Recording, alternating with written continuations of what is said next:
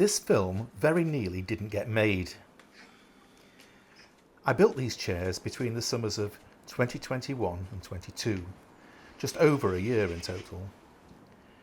But as the months went by, my eyesight deteriorated to the point where, by the time I got to the upholstery, I was blind in my left eye and only partially sighted in my right eye. I could no longer see what I was doing, and I was on a waiting list for an operation. On top of that, I was moving house and workshop, so the race was on to get these chairs, the biggest and most challenging project I've done in 20 years, before I was forced to stop. And that meant that no editing got done. And in the move, I lost my SD cards with all the footage on. I remembered putting them in a safe place. 10 months later, I found them. The safe place was, apparently, a box of paper clips. Of course it was. Where else would you put them? So now, with my eyesight restored to better than it's been in many years, I can bring you the story of how I made these rather beautiful, even if I say so myself, dining chairs. Welcome to Workshop Essentials.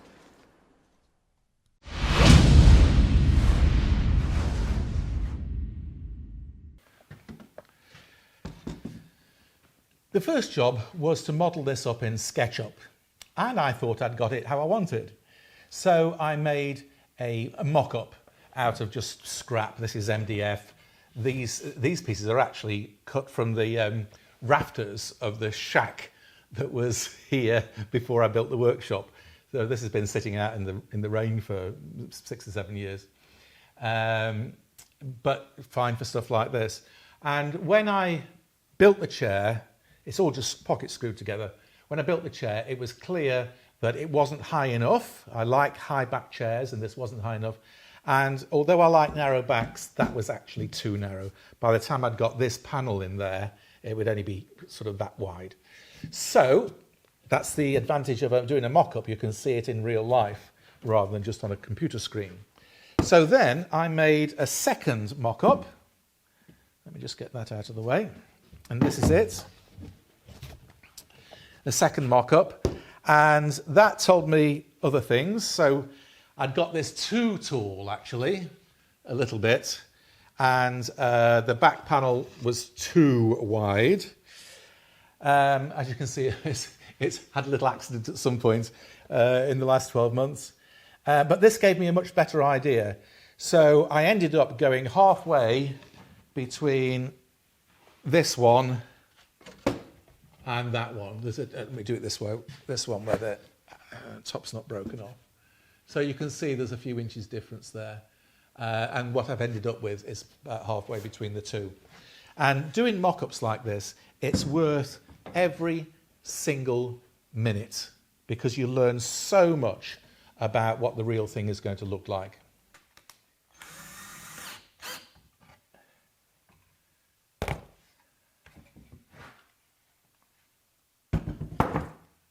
Ha-ha! Yabba dabba doo! That looks more like it. Let's get it down there and see what happens.